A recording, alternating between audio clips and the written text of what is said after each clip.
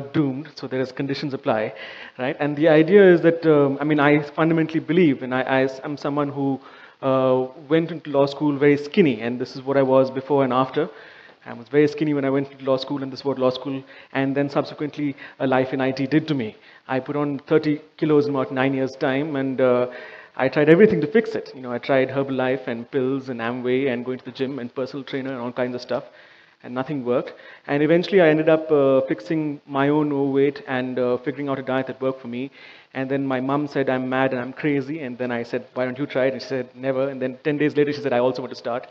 And then, so it started like that, me and helping my family and friends. And I'm not going to talk about the diet I do, because I don't think that's as interesting. I want to talk about why diets don't work, right? And like any good Indian boy, I said I should get a degree or a stamp. And I'd gotten one from National Law School, so I said I thought all universities are awesome. I never appreciated National Law School until I joined another university. So I joined the university to do a BSc in nutrition, right? And I found there are some fundamental problems with the way that the typical 6 meals a day diet is actually posited and practiced in India, right? And the idea is that the methodology. I'm just going to go skipping over some parts. So if you want me to expand on those parts, you can get me to clarify them in the question and answer session. I hope to leave as much time as possible for that part of the discussion.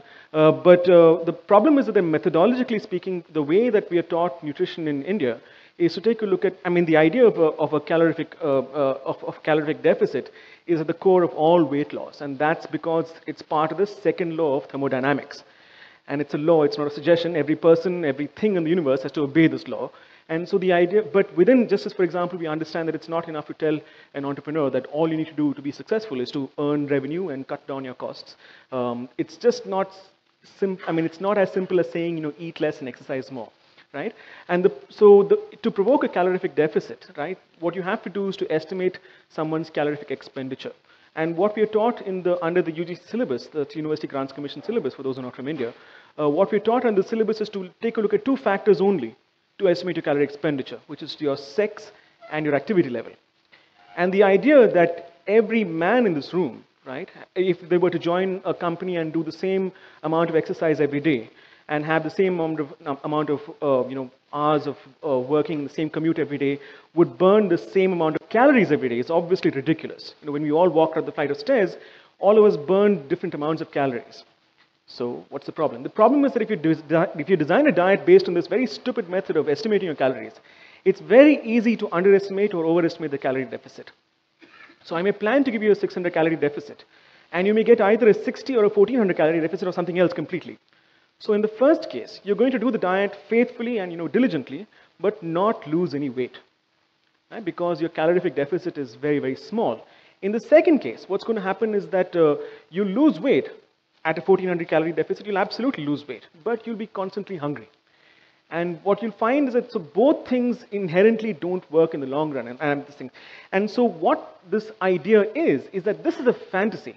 The idea that we can take a laboratory and build an invisible one around someone's life, where we can control the amount of water they drink, the amount of exercise they do, the grams of food they eat, right? And this is the reason that a diet, which is a 6 times a day kind of a diet, seems so familiar and so formulaic. You get up in the morning and have your warm water, lemon juice and honey, then you have your brown bread and egg white omelette, and then you have your mid-morning snack as cut vegetables, and you can just recite this diet. You don't have to actually have read a diet or have to memorize a diet.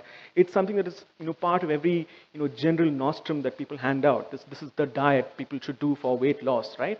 And this is a problem because in people's lives, flights are missed. Meetings go on, impromptu birthday parties happen, surprise parties happen. People die, you have to attend funerals. So these are things so the idea that your life is so deterministic that you can choose when you eat, what you eat, how much you eat, and what way it's cooked is a fantasy. So that's one of the big problems with the 6 times a day kind of diet, right? It's logistically very demanding. If I have to eat 6 times a day, then someone has to make those meals for me. I have to take it around everywhere I go. And as only very recently did I stop being a single man. I got married in December.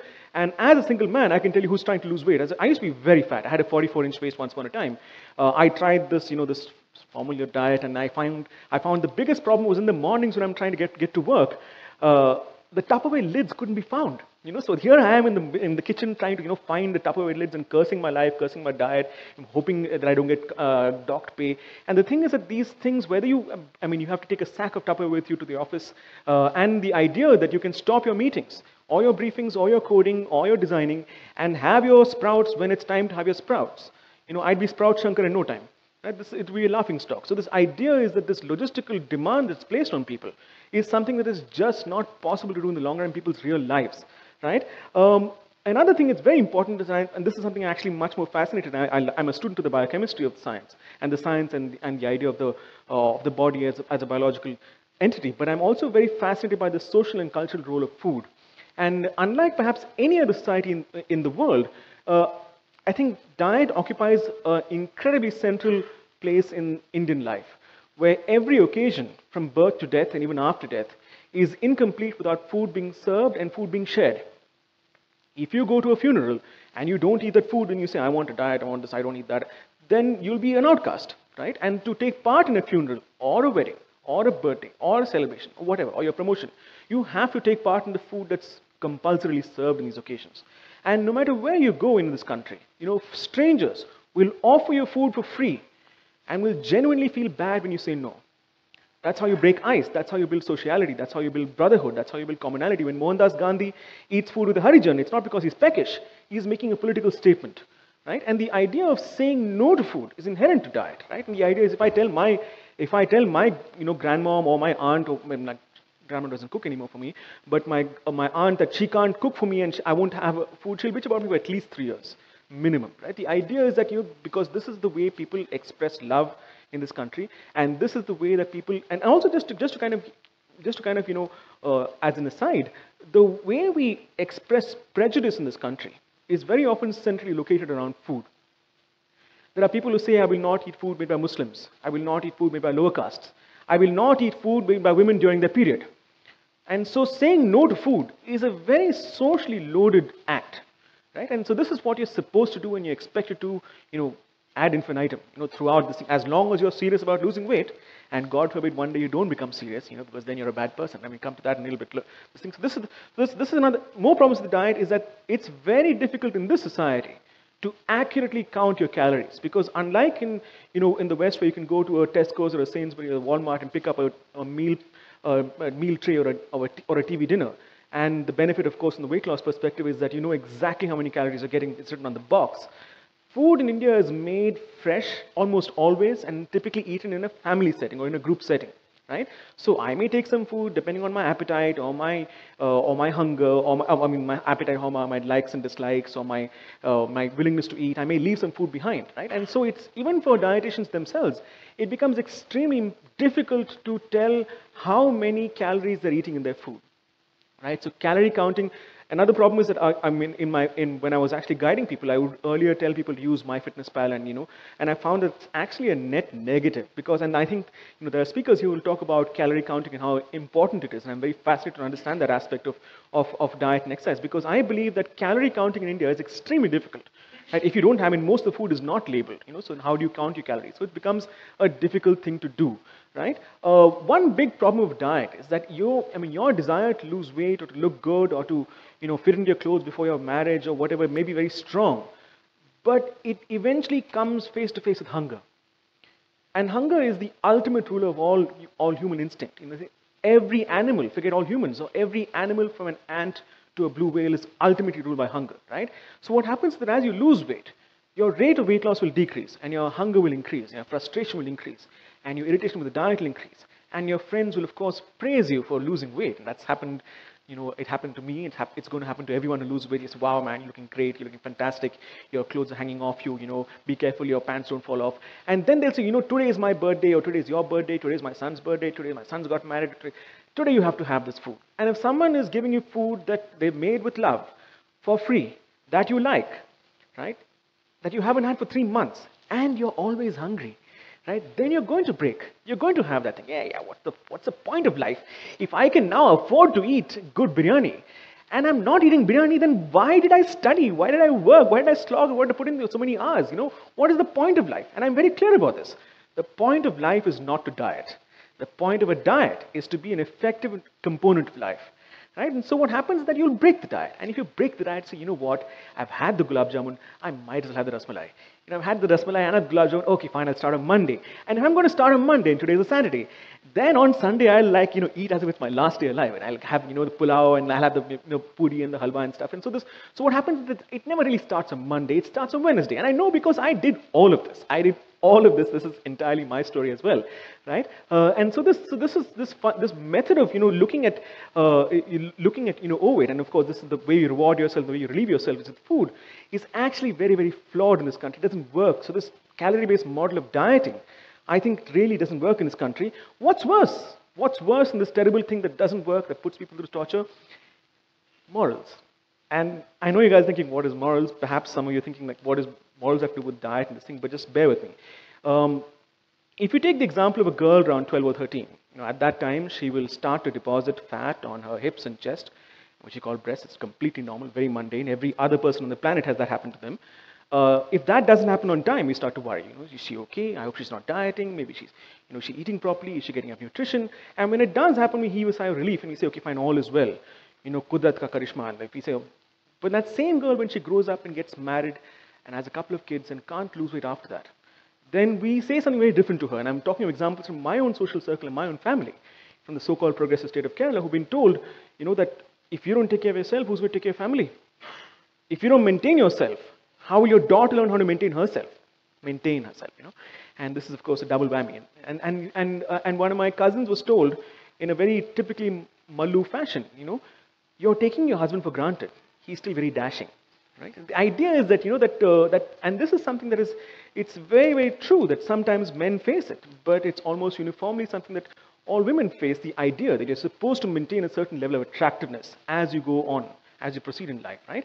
And what happens is that, this premise becomes something that, you bear as a heavy, kind of a burden on your life. And when you look at people who've maintained their weight, you go and ask them, kaise karte ho? What is your secret? How do you do it? Give me some tips as well. I also want to start. And in general, you think of them as being responsible. They must have made the right choices in life. They must be investing properly. I'm sure the kids go to good schools, right? And when you think of people who put on weight, you guys enjoying, jolly, happy. There's a lovely thing I heard in one of the reasons I like living in North India is the fact that I get to encounter, as a Mallu, I get to encounter Punjabi culture, right? And I'm sorry, I'll translate for those who don't understand Hindi, but there was a Sardar wedding I went to, and it's like when people say, no, lag raha hai bhabhi kha bhi rahi, khila bhi rahi hai. That means basically, for those who don't understand, it looks like, your wife is feeding you and feeding herself. And this is considered as a mark of great humor, and people laugh about it, and, being fat is considered normal. It's considered, the second most obese state in India is Kerala, and the most obese state in India is Punjab, right? And so this is considered totally okay because we've seen crores of, slim Mallu and Punjabi boys and girls become fat uncles and aunties. It's considered totally normal for you to become fat. And that is, in fact, in North Indian culture, there's no word for slim. They don't say patla. They say kamzor or weak, right? They don't say fat. They say healthy. Right? And the idea is, this idea of fatness is considered to be something that if you're enjoying yourself, if you're fat, you're really enjoying yourself, right? Overweight, however, is a problem of excess fat deposition, right? And what we find is that if you have a problem of fat deposition as a child, you will find that is a medical issue. If someone is, someone has inadequate fat on their bodies suppose a girl has inadequate fat in her body at age 19, by that time her parents would have taken her to the doctor and said, are you sure she's going to be okay? Will she have any problems starting a family? But when that same girl grows up and gets married and has kids and can't lose weight, she's told she's a bad mom or a bad wife or a bad daughter or a bad sister. And we frame adult overweight as a moral problem. Right? And what we find is that, if you look at just the way that you look at, so this is, I don't know if you can see this, can all of you see the lyrics? This is a song from 1969, and it takes a song written in 1969 to actually do this, because it's actually a song that's blatantly called Fat Man. And I love this band, it's Jethro Tull, it's my favorite band, absolutely, right? And Ian Anderson sings, I don't want to be a fat man. People would think that I was just good fun. would rather be a thin man. I'm so glad to go on being one, right? No chance of finding a woman who would love you in the morning and all the night time too. And this is, of course, completely politically incorrect in today's world. But this is the idea, brutal and raw, that the idea of being fat is seen as something that you just, oh, you're just a, I mean, and it's something, it's for fun. And I know how easy it was as a very fat man to make people laugh by cracking a joke about how fat I was, how much food I would eat, or how much space I would take up, right? And it's a very reliable punchline. And if you look at movies and films, you'll find that there's actually a character, right, which is now called the DUF, and it's an acronym, right? The character of someone who is the hero's friend or the heroine's friend. And the hero's friend or the heroine's friend is someone who is the fat friend, right? Because they're non-threatening, right? They're asexual, right? And this is what it's called. The DUF stands for the designated ugly fat friend, right? And we find that this existence of the DUF, this existence of someone who is just asexual, who's this thing, this is seen as a kind of benign thing. But in the corporate world, what I found out was that as someone I was once upon a time CTO for Tehelka, and I was vice president for a data center company. I'm an IT guy, like many other fat IT guys. I was also becoming more and more fat, and like my father, I was becoming a diabetic myself. Is that whenever I did a presentation in front of people, I would feel a certain pressure to overperform because I was fat. To arrive on time, to rehearse everything, to have everything on the tips of my fingers, to be dressed properly, to have my minions, arrive on time and be dressed properly and everything. And the idea is that because I didn't want to be the late and the fat guy, or the fat guy whose laptop wasn't charged. And no matter what I did, no matter how many rabbits I pulled out of my hat, no matter how much, kind of money I saved, in semi-formal occasions, people comment, yeah, do something for your weight. You're putting on some weight, And this is something I want to talk about, telling people that they're fat is something that happens if you have, just think about it. If you have epilepsy and you have a fit in front of your friends, they're going to make sure you're okay, but they'll never say you have no self-control. If you have spondylosis, no one is going to say you have no backbone. But if you're fat, random people inform you of this fact. My car mechanic told me, my bike mechanic told me, I was, Sarji, you're putting on too much weight. My accountant told me I was fat, and my grandparents would not stop talking about how fat I was, how doomed I was in finding a girl, how much they wanted a grandchild, how much it would be impossible for them to have a grandchild because which girls, and I love them to bits, but I would say, Mama, you told me this yesterday. I have not changed since yesterday. And this is something you will find relentlessly told to fat people, that they're fat. Right? And if you're fat, this is not a mystery. You may be happy being fat. That's completely fantastic. If you're happy being fat, more power to you, but this is not a mystery. We will hesitate to tell someone that they have spinach stuck in their teeth because you don't want to embarrass them. Right? We will, absolutely never tell a flat-chested woman that you have no cleavage, or a bald man that you have no hair on your head.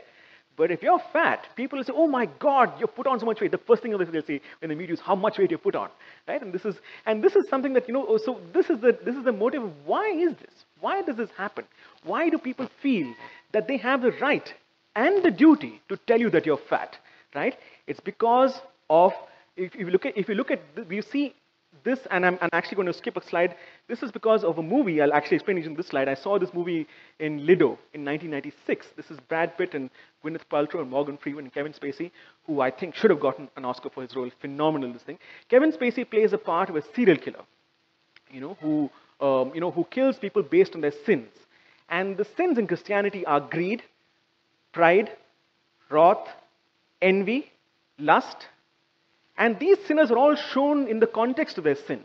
The first person, the greedy person, there's literally written on the floor. Right? He was someone who's a corporate lawyer who was killed, and he was asked to cut off a pound of his flesh. And it's a fantastic written story, right? And he was killed, and because he said, and his greed was written in blood on the floor of his carpet in his posh office, right? And these are things that are explicit. I mean, these are explicit written in the movie because they are latent sins. Right? These are sins that you cannot detect in someone. But these two sins, the glutton and the sloth, were shown, just their bodies were shown. Right? The words were shown much later as a thematic because it was evident. If you're fat, you're obviously someone who likes food too much. Right? And you don't like exercise enough. And we frame adult overweight as a moral problem. We frame it as a moral problem. And if we frame it as a moral problem, we'll try and fix it using moral tactics. And so what are your moral tactics? Suppose someone has got a gambling addiction or a roving eye so what will you do to kind of fix that? You'll try, blackmail and threatening and pleading and cajoling and bribery. And, I was told by my ex-girlfriend many years ago that I was putting on weight a lot, which is true. And, And she says, I don't want to lie to you. I don't want to fake it with you. But it's coming in the way of a physical relationship, which is probably true, right? And she said, so I'm going to join a gym, and there's, Talwarkar says couples discount, so will you join a gym with me? And I said, sure, baby, of course. And I was so scared of losing her. Then I said I would do everything. So I bought the gym bag, and I bought gym shoes, and I bought gym headband, I bought the case of Gatorade, and I bought the gym, everything. And I signed up for a personal trainer. I was paying about 35% of my income just for the gym. And I lost weight. Right? And I lost weight, and I was happy that I was losing weight. I was, looking good, feeling good.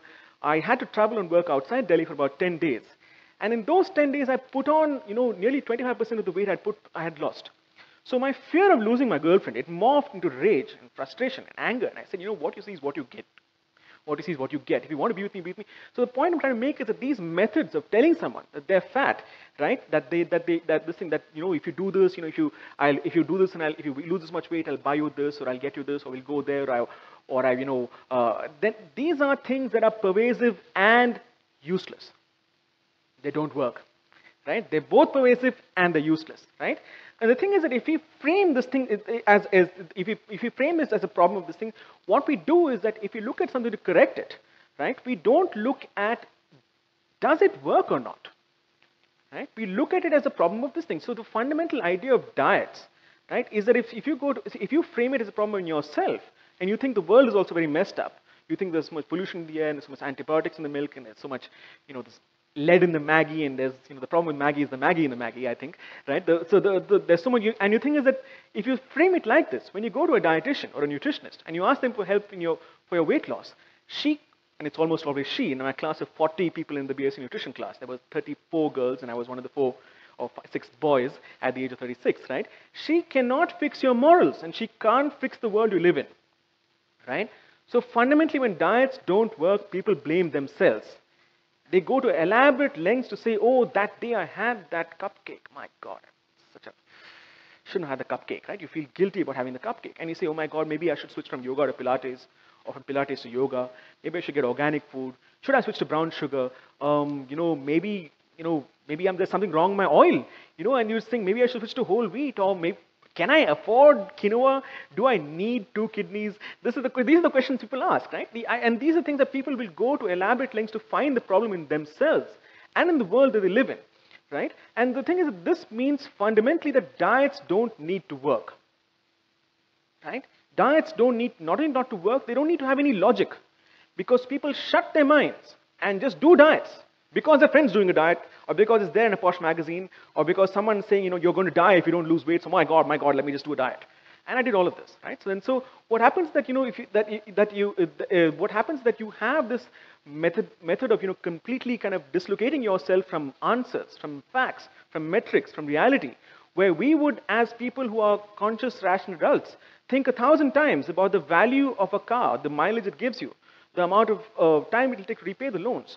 But we will keep on doing diet after diet after diet after diet, and think of yourself as the failure, right? This is what allows people to get away with doing things like if you framing the problem inside you in invisible and completely fictitious terms, and telling you that you have toxins inside your body, and that if you buy this detox drink, or this herbal cleanse, right, this might cure you of your problems. And of course, you would never ask, I have no objections personally to anyone who's selling detox drinks or herbal cleanses, but if you go and ask them, what is the name of this toxin that you're taking out of my body?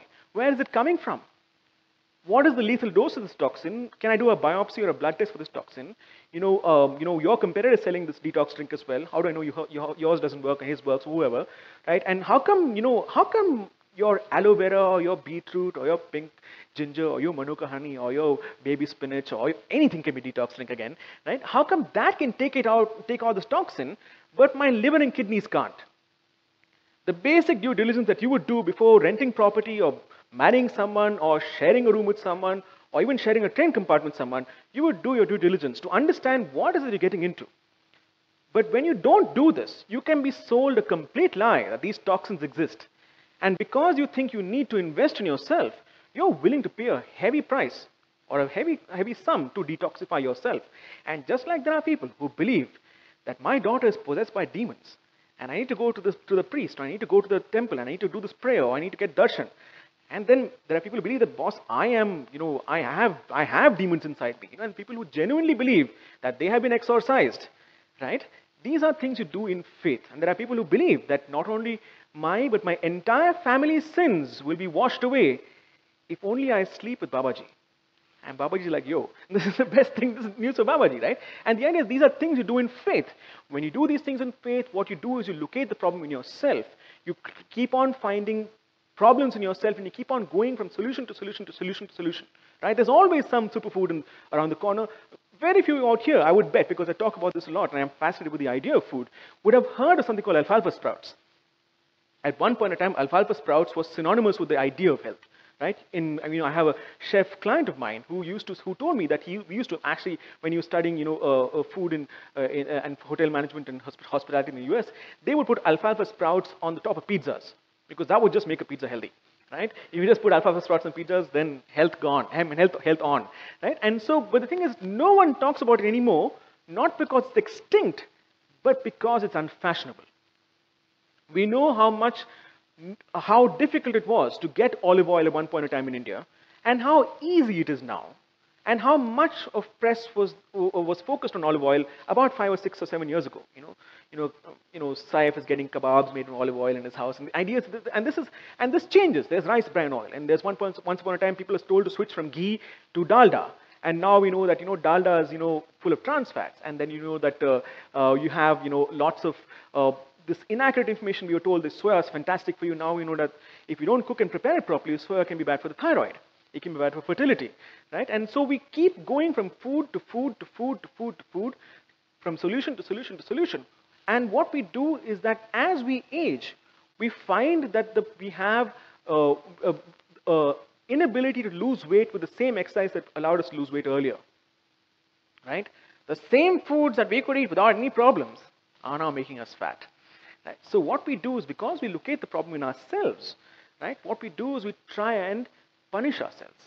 We try and give up the stuff we like. Because the logic is that if something is delicious, it must be bad for you. And if something is good for you, then it's very understandable. If it's difficult to get, or difficult to make, or difficult to store, or has a poor shelf life, or is very expensive, or is very bad tasting, it's completely understandable. So outside my house in Delhi, there's a very posh store that sells quinoa flour, sold quinoa flour about 2 years ago, at 4,000 rupees a kilogram. That's more expensive than any meat or any cheese. And the idea is, if you're spending 20,000 rupees a month on flour, no one can accuse you of not being serious about your health. No one can accuse you. If you're spending 50,000 rupees a year on a gym membership, you may not go. And if you look at a gym, the business model of a gym is very, very brutal. It has to assume that someone is going to pay upfront for my services, and the majority of people are not going to come to the gym. Right? People will not come to the gym because the act of buying quinoa, the act of getting a gym membership is what you're after. That feeling of, okay, at least I've got a gym membership. At least I've got quinoa. At least I've got this organic thing. At least I've got this, this air fryer. Right? That, whether it has any outcome, whether it has any benefit to you, you don't think about that. Right? And this is inherent. What happens is that, diets can be spread without any link to effectiveness. And here's what I've understood in nutrition science when I was doing a BS in nutrition. I was a bit surprised in the beginning because I thought, boss, they would obviously know a lot more than I did. And I joined and I said, this is fantastic and everything. But wait a second, my obsession was with fat. And these guys are just memorizing the food pyramid and, what is a calorie? And okay, fine, maybe they know something. There are two subjects in the first semester. One is biochemistry, and the other was anatomy, right? And I was appalled because in 6 months of studying biochemistry and anatomy, the syllabus spent 0 hours talking about fat biochemistry or fat anatomy. 0 hours. So people whose entire lives are going to be dealing with other people's fat are not taught what fat is. What are the different kinds of fat tissue? What are the hormones that affect it? Where do these hormones come from? What happens when the hormones are disordered? Right? What does a fat cell look like? Are there different kinds of fat tissue? Nothing. They're taught in detail about the liver and kidneys, and they would never be given a chance to affect these things. because it's very clear, and I think again, I don't mean this in a personal sense, but when we go to a hospital, this is my personal belief and my observation of, having seen people, having been admitted myself and having seen my fiance go to hospital, and having, seen this happen at a close length, I believe that nutritionists in hospitals are there primarily for compliance purposes. I certainly hope it's not the case everywhere. I certainly hope my hospitals are exceptions and that most other hospitals are wrong. But in my experience, nutritionists are there on staff for compliance purposes. Right? They're not expected to produce results. The ward boys who clean the feces and the urine and the blood and the vomitus and the mucus are expected to produce consistent results and hauled up if they don't produce results. But nutritionists and dietitians are never asked to produce results.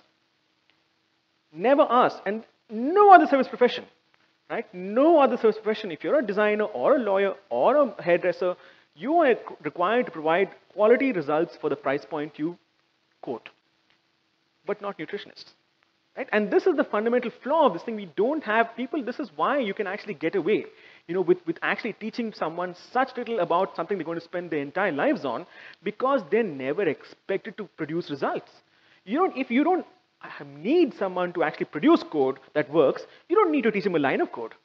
You don't need to teach him what code is or what anything is. You just have to make sure that people. And the thing is that and tell me any other profession where people can give you literally hit print out and take a printout and put your name on it and change 19 to 20, 21 to 24 and give that diet to you and to you and to you and to you and to you.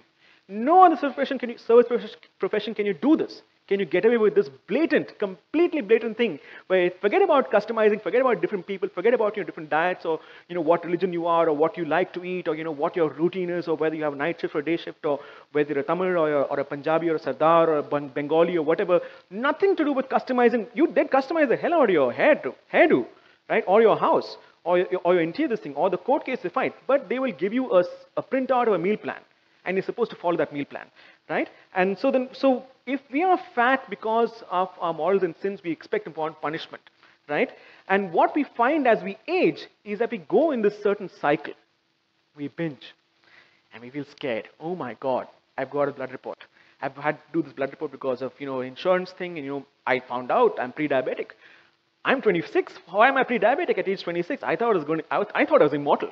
And I certainly thought I was immortal when I was 26, right? And so the idea is that, then you say, oh my God, what do? I have to control this, I need to invest in my health, no more late nights, no more this thing. And then you kind of control yourself. And you face the problems of dieting, right? You feel like, you have slow weight loss, your hunger doesn't fade, keeps on coming back, and you feel tempted because your friends will commiserate with you. They say, oh, dieting. Have a little bit, have a little bit. Tomorrow you start dieting. But today you have. I made it for you. I didn't know you're dieting. At least today you finish it. Right? And they'll say, and you're constantly tempted. They're not going to diet because you're dieting, right? In this country, right, people will commit to themselves that they're always going to eat tasty food. They may not eat, it may not be very posh. It may be the same food, but we commit. We are a food-based society. We are not an art or a sports-based society, God forbid. We're not a sports-based society at all, right? To our detriment, right? But we are definitely a food-based society. And wherever you go, whatever your dietary preferences are, people say, oh, that restaurant, oh, that this wedding was fantastic, the food is phenomenal, this thing was good, that thing was good, oh, this restaurant, try that thing, this place has opened up. All we talk about is food. We're not a pubbing culture, we're not a dance culture, we're a food culture. And if you are in this culture, and we're all part of this culture, right, what we find is this temptation keeps surfacing again and again and again. And when you inevitably say, oh my God, what is this life? If I'm supposed to do this for the rest of my life and at the same time not really lose any weight, then I just, God damn it to hell. And also what happens is that when we are tired, when we are sad, when we are, hungry, when we are, when we're heartbroken, we reach out to food. I have spent many, many, many nights in the arms of Mr. Nutella, right, who is a very kind and generous lover, right, who found that, things can happen to me, right,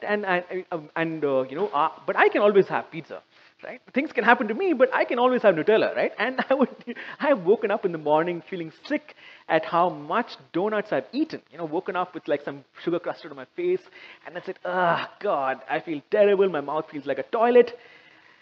but there's 3 donuts left. Okay, and you just eat it, and you're like, oh my God, I'm so terrible, right? And then you just eat it, right? And so then you just go in this binge of self-hatred and self-loathing, and you may be very accomplished or very wealthy or very successful in life, but you find that food is the one zone where you keep failing. Your body is the one zone where people can point a finger at you and say, no, all this is okay, but you're still a fatty, right? And they may euphemize it. They may say, oh, you're looking so hot, oh, you're looking so fantastic, doesn't matter, what matters is the real you, right? But this is something that keeps happening. Whether it's euphemized or it's brutally said, your husband's going to leave you. If he cheats on you, then you're to blame as well. If it's said as brutally as that or as euphemized, as a very, very supportive friend, this is something you face throughout your life, right? And you keep on going back in the same circle and you develop a very, very, very negative self-image, right? And so I've kind of tried to keep it short so we can have more time for discussions, right? And so this is what I call the endless cycle of diet, right? And again, so now questions, how does that work? There's a mic that goes around or people just ask?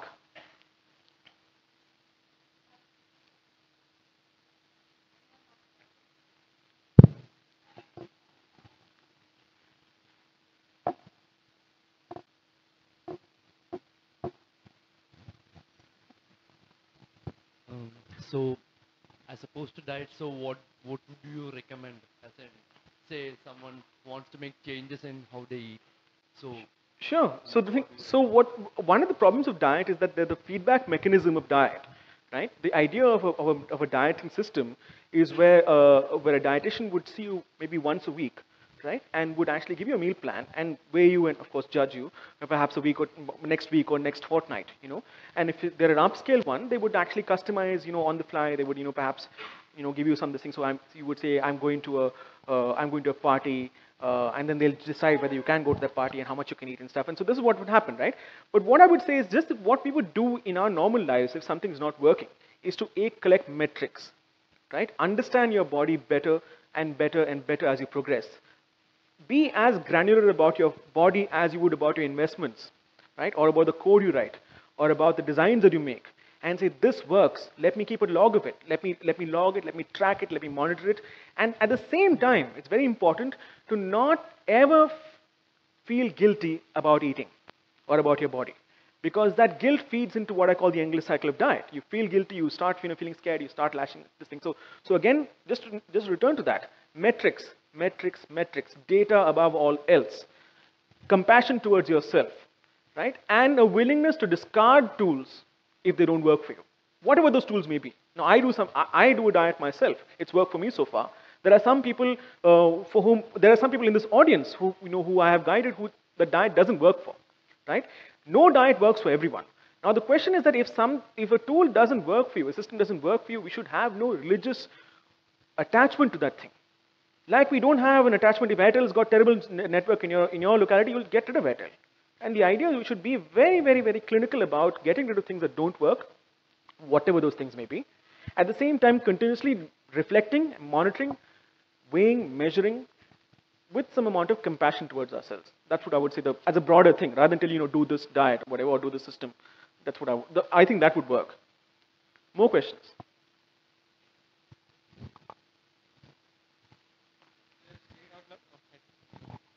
So you lambasted dietitians like completely and said that they don't do anything. I think it resonated with many people.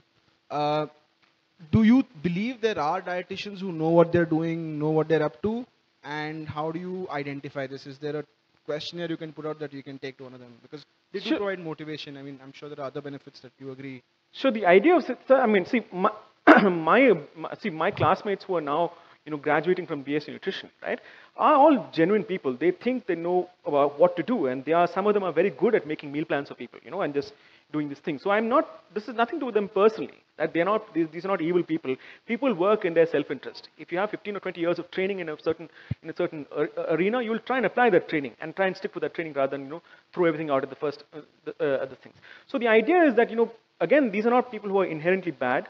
What I would say is that just as with any other system, right? Try and understand the proposition. Don't settle for just being told something at face value. Try and understand, ask questions. What is the logic of this? Why can't I have papita? Right? How many walnuts can I substitute with almonds if I can't afford walnuts?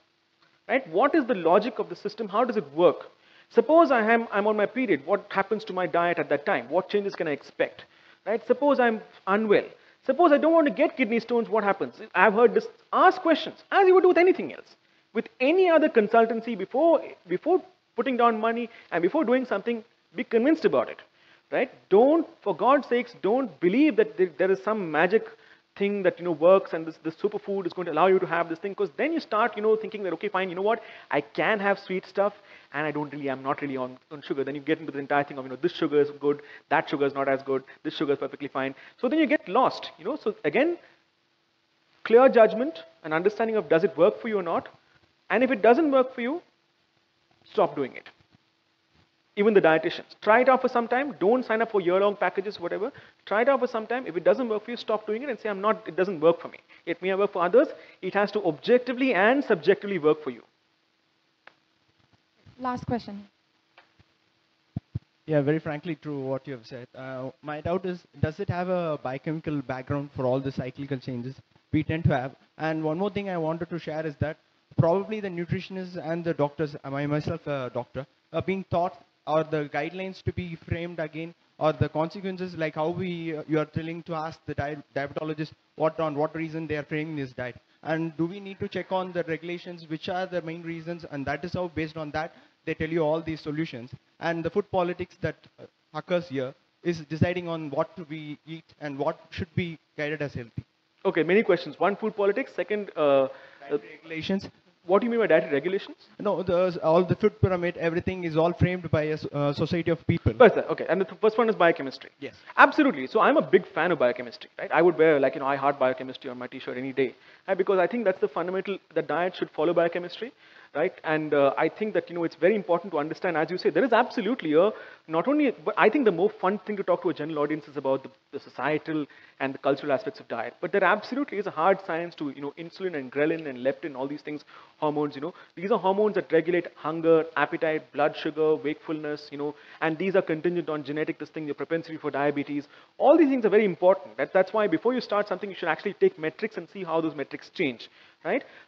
It's again very important to take a look at, what works societally is, and from a perspective, if I design a diet that, is only eatable by, say, the people who have the least dietary restrictions in India in terms of politics are Christians, right? Because they have absolutely no dietary restrictions at all. I mean, I'm Mallu Hindu, so I'm a Mallu Hindu myself, so we eat everything, right? And the idea is that, so the idea is that if you frame a diet just for those people, then the number of people for whom those diet is automatically out is very large. So you will tend to have diets that are framed for the lowest common denominator, right? Where meat and proteins are kind of optional, kind of sort of okay optional, right? Where you would find that, that it just makes because you don't have to, frame 7 different diets and this thing. You can just frame one base diet and add, say, grudgingly allow somebody to have meat on this thing as well. That's again very interesting, the idea of, being non-vegetarian, right? This is crazy. I mean, people in class teachers would tell me stuff like, try and encourage your clients to become vegetarian because vegetarians are less angry than non-vegetarians. Right? This is this is in class. This is taught to people who are teenagers. This thing, and this is complete nonsense because Hitler was a vegetarian, right? And the Buddha was a non-vegetarian, right? This is complete bunkum. And this is again part of the societal and the politics of non-vegetarianism and protein. I think India is uniquely protein phobic and protein deficient. Right? So we have almost no protein in our diet, much more this thing. The third thing you asked about was how do you actually track, what was the third one?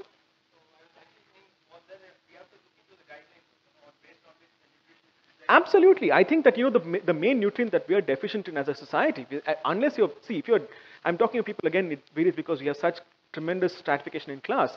We have people who are destitute, people who sometimes starve to death in this country. It's a very terrible thing. We also have people who have the opposite problem, who have gone from being a food scarce society to being a society where food is never scarce.